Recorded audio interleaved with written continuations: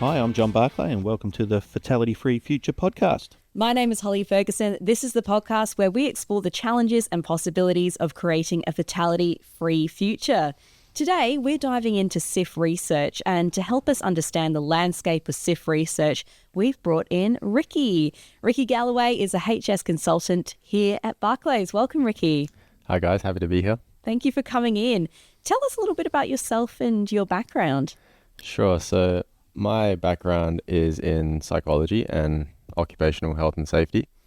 So I started off going down the route of wanting to be a clinical psychologist. So I went to university in Curtin, completed my bachelor's in psychology. Following that, I went into my master's of business psychology. I wanted to move away from the mental health side and I wanted to apply psychological principles to workplace. And I thought the best way to do that is within the safety sphere. So following the completion of my master's, I spent some time doing some research, published a scholarly paper, decided I wanted to improve my competency within the safety world. So I enrolled into the graduate diploma of occupational health and safety at ECU. Following that, I worked as a HSCQ advisor for a couple of years for a national dewatering company.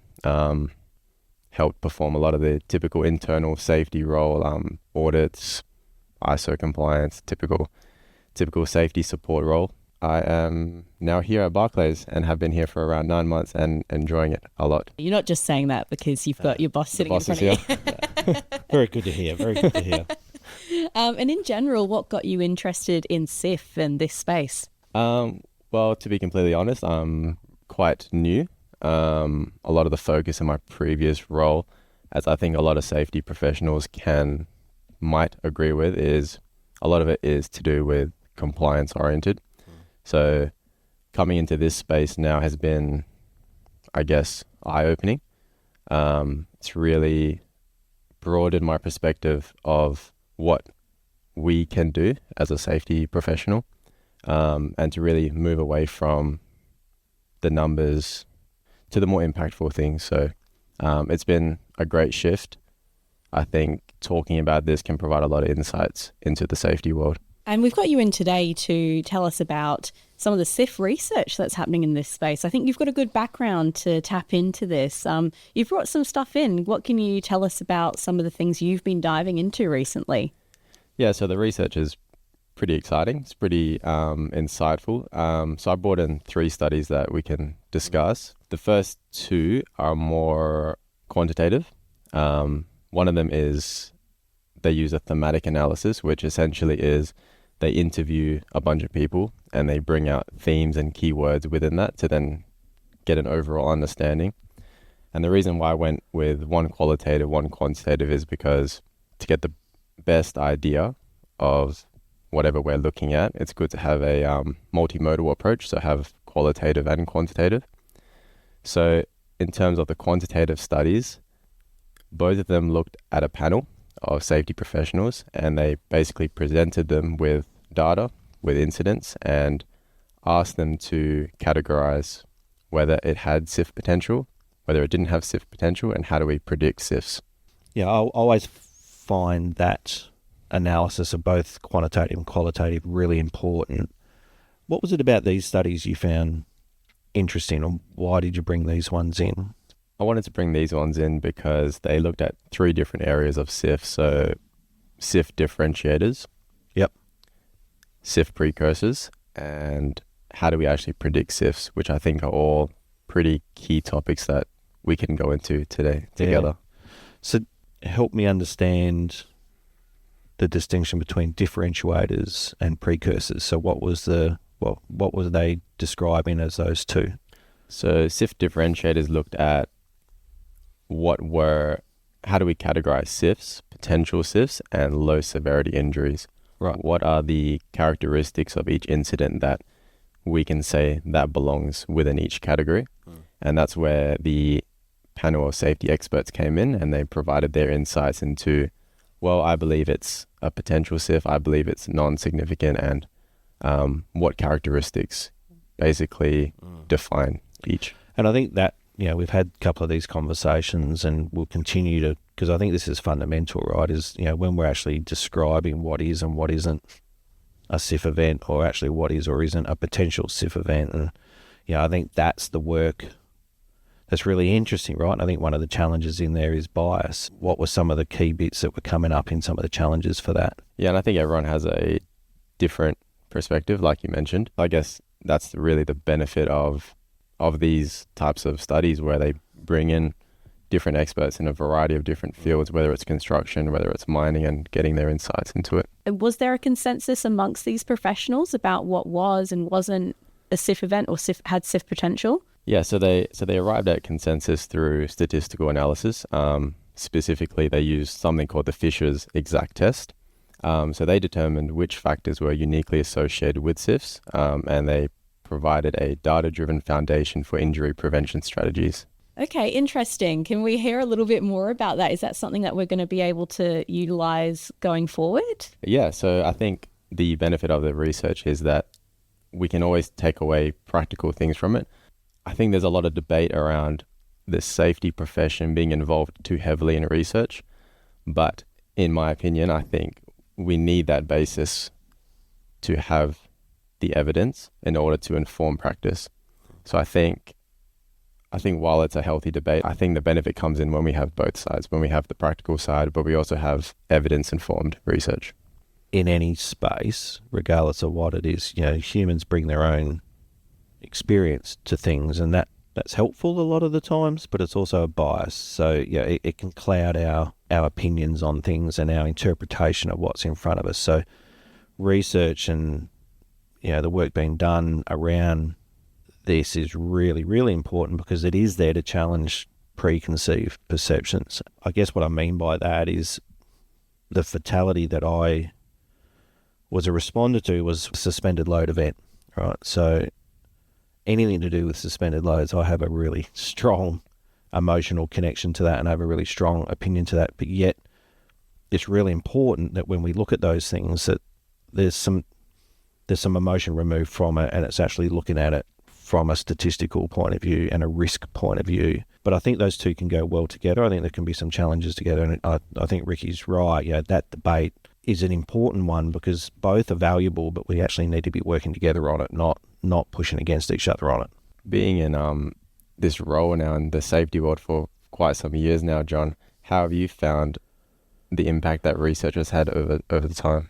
For me personally, I think it's helped either reaffirm some things I've experienced out in the workplace. So you go out, I've had the privilege to go out to many, many workplaces in many, many countries, and the research has started to inform some key things that I've learnt over time, like, not all risk is equal, and, there's certain descriptors or certain potential there that I think we miss and we don't understand, and trying to help organisations see that, especially senior leaders see that, has always been a bit of a challenge. But I think the research is helping sort of explain that in a more evidence-based way rather than an experience-based way. And I think that's a really important factor here. Quite a lot of my time I've been talking to leaders and talking to organisations based on either what I learnt years ago when I went through my behavioural science learning, workplace health and safety degree, and try to apply that, but also what's probably happened over the years, I've brought a lot more of my own experience to that conversation.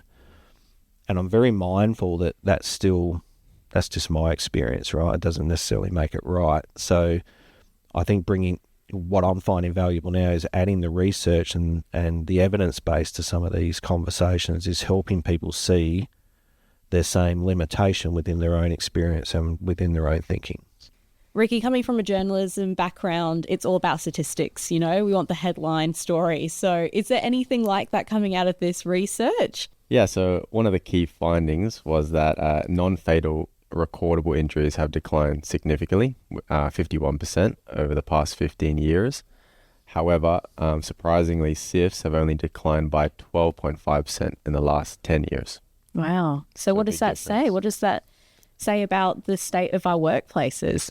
We're focusing on the wrong things. I think there's a few things coming up in that conversation, and that's one of them. I think, unfortunately, within the safety profession, we've really focused on compliance as an example, and therefore then probably not necessarily focusing on the risk profile that drives those outcomes. I think the other part for me, coming from the foundation of the safety profession, we've talked a lot about the Heinrich-Bird triangle, is the assumption that focusing on all this little stuff, driving 51% of recordable injuries down, that the assumption would be that that would have the same effect on serious injuries and fatalities. And I think that's now what the research is telling us, and it's evidence-based now telling us that those two things aren't correlated together. Just because you're reducing the minor injuries, it doesn't mean you're preventing the serious injuries and fatalities. So I think there's a few things in there that are starting to come out of that. And as we were saying before, the research informs us to have a debate and a conversation around challenging our paradigms. And I think that's where the value is at the moment. I think we're challenging our paradigms. I think we're looking at, okay, we're doing all this work. We're doing great work in preventing the day-to-day harm of people. But when you look at a lot of data, 15 odd years, it's showing that it's not having the same effect on serious injuries and fatalities. So there must be something different there. At a high level, does that mean that organisations are focusing on the wrong things? I think it depends on the safety maturity of the organisation. I think that those organizations that are less mature tend to focus on the smaller things, the recordable things, the numbers. And that could be due to a number of different things. I think one of them could be just contractor tendering. It could be that they look good as a company when they have a low TRIFR rate, for example. Whereas I think those organizations that are a bit higher in their safety maturity, I think that their focus is then towards broader. And I think those C-suite people, those people in the higher positions within the organizations, I think they value SIF prevention within those safety mature organizations. Yeah, and I think that's the key word there is maturity, right? And I think, all we were talking about this in one of our previous episodes. We do have some clients coming to us just wanting some documents updated and their names put on it and their logo put on it, and that's a very just tick the box, not really worried too much about what's going on in their organisation. They just want to make sure their documents are there, so if someone comes and asks, they can show it. Then you sort of move on to that. Well, we want to put a lot of work into our safety management system or our safety management approach actually working. But again, very compliance orientated. We're doing the things we say we're going to do, and there's not a big focus on quality and effectiveness, versus once you get to that maturity where they're actually now looking at the fundamental of how work is being done and what's important there. And I think the clear conversation I've had with clients recently is there's some maturities that are just still compliance orientated, not risk orientated. And I think that's where I think organisations, and especially senior leaders, the C-suite leaders, have an opportunity right now to have less focus on just being compliant. And I know that's a big ask for some people because there's so much hanging on compliance, both from an insurance point of view and a legal point of view. But all of that exists for one reason, and that is manage your risk, like actually keep your risk low. So keep your attention on risk and actually understand how your risk management strategies are effective or not. I think when you talk about compliance and risk, there's the misunderstanding within those lower maturity organizations that when they're compliant, they are addressing risk. Correct. Yeah. Yep. Yeah, and I think that's been driven for years around, have a detailed safety management system, have all the checks and balances and gather evidence on stuff being done, and therefore then you should feel comfortable that you're managing your risks. And this is the bigger, broader conversation that we're getting into now. The research has shown, well, that's not actually the case, right? Because we're not driving down these serious injuries and fatalities. So what's for me, and this is my opinion, and I think this is where Barclayss is trying to have that conversation as well, is what's missing in that compliance conversation is effectiveness. I think that's the fundamental bit that's missing in that conversation. Just because you're doing things, it doesn't necessarily mean it's having an impact on risk. So where are these fatalities occurring, and in what context do we know if it's routine work, non-routine work? The research that I'm familiar with talks about fatal events, so not potential events, but fatal events. 40% happen in routine work, and I think that's where organisations sometimes miss their focus. So what I mean by that is it's not unusual for organisations to go, we've got this unusual bit of work happening over here. So they put all their attention in understanding the work, putting processes in place, controlling that work because it's unusual, and it's, you know, that probably makes them nervous as an organisation. But over here, they've got very routine work, such as forklifts operating in a warehouse all day, every day, you know, just 24/7, 365 days a year.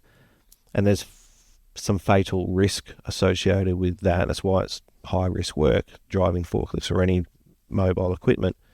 And sometimes we just lose our attention on those and the controls that are working on those. So, you know, they were finding that 40% happen in routine work, which gives us an opportunity to say to organisations, hey, don't just focus on unplanned work. You've actually got to start looking at your controls and your effectiveness of controls in your routine work as well. Do you think that's coming down to complacency creep?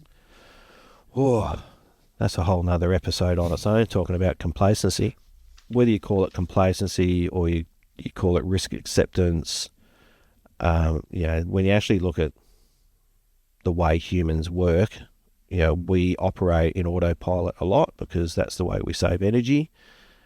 So we go into our fast thinking orientation, fast decision-making process. And I think routine work runs a bigger risk. And, you know, quite a lot of the research coming out now is showing that routine work, especially, you know, the example you can use is driving. That's a very routine task.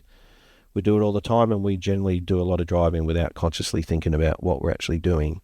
So that, I think that creeps into routine work. And I think that's why when we rely on the human factor in routine work for controls, we're always going to run the risk of, you know, that fast brain orientated work happening and errors happening. Humans make errors. Where do risk registers play into this? Well, I think going by Ricky's first point around, you know, defining risk types is important. I think that's sort of where it has to start, right? You got to look at your work, you got to look at your organisation, and I think in the past we've just generally created a risk register, used our 5x5, given it a score and given a couple of controls, and then sort of moved on from it. What I'm seeing now with organisations as the maturity grows coming out of this research is very clearly highlighting their fatal potential events and activities that have fatality potential in them, and do a lot more work on that. So risk registers are one thing. You know, there's different processes out there. A lot of people tend to use bow ties now when they focus on that fatal potential events, use bow ties for those to really look at the preventative measures, but also the recovery activities as well to reduce the severity if something does happen. So yeah, there's lots of different processes in there, and I think a lot of the research has probably shaped a bit of that focus lately as well. So Ricky, to wrap up, this world of research, is there a lot coming out of it? How do we find this stuff? If people are interested in reading the research that's coming out, where do they go? Yeah, I think there's always new research coming out. Typically, a lot of research papers require a subscription, but what I do and what I have been doing is just going onto Google Scholar, type in the topic or area of interest you want to look into, whether it's SIF, whether it's anything safety related. Type that in on Google Scholar, and generally you'll find 5 to 6 good articles. And is there a timeline people should be looking at as well? You know, studies from post a certain date? I would say stick to the recent data. As we can see, Heinrich's triangle, things like that, principles and ideas can get outdated. So I would say stick to what's new.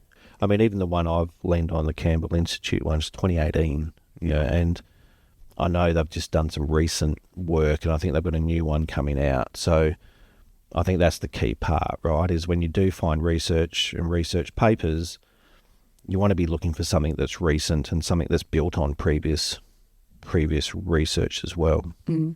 And in terms of implementing these things that you're learning from the research, do you ever feel like, oh, I just want to do things now or change things now? Is there a best approach to starting to bring in new ideas? Understand it yourself first, like really build your own knowledge and capacity around it. And I think with anything like this, when we're talking about potentially changing an organisation's holistic approach to something, I would focus more on educating people around the research, like actually spend time having conversations. That don't feel like you have to change everything now because the research says that didn't work the way we thought and we need to be doing X, Y, and Z. I think that's some of the mistake we make in the safety profession. We're very action orientated and they go off and do things and create things. I think this is a space where it's about education. Like, you actually need to spend time talking to people about perceptions, share research, share evidence, talk about some of the limitations, talk about why some certain things we've been doing in the past don't work the way we thought they did work. So I think it's a bit more, take the time to educate, take the time to have the conversations, because whatever change you make to your fundamental safety strategy to focus more on SIFs, you need everyone to understand why you're doing that. Because if you just start making changes, people just aren't going to buy into it, and you're going to have a very similar challenge to what you might have with some other safety programs. Before changes are made, I think if you are a safety professional now, I think the first thing is to, considering what we've talked about, the fact that there are different causes between SIFs and non-SIFs, I think if you are a safety professional, have a look at your own organisation and think about whether SIFs are being differentiated from other incidents. That could be a good starting point. Yeah, that's probably the starting point, is an organisation actually getting some distinction around these things, and are we looking at them? And I think depending on how someone's organisation is functioning, maybe reporting is probably the first thing most safety professionals try and establish in an organisation, reporting of hazards, reporting of incidents and injuries and those sorts of things. Well, let's actually start looking at that process. What are you doing with that, and what questions are you asking about that? Or are you just trying to fill out some paperwork and file it? I think there's an opportunity just in that space first to get better at the curiosity that comes with what that's about. But then also the second part is there's a lot of work I know organisations would be doing around planning their work, how they go about executing their work. Are serious injuries and fatalities a consideration in that process, or is it just, let's just cover everything? Well, Ricky, thank you so much for joining us today, and we will see you probably very soon in the near future for some more episodes of the Fatality Free Future podcast. Thank you for having me. It's been great. Thanks for coming. Thank you for listening to this episode of the Fatality Free Future podcast. Head to our Fatality Free Future hub on barclays.com for more information and to access everything we spoke about in this episode.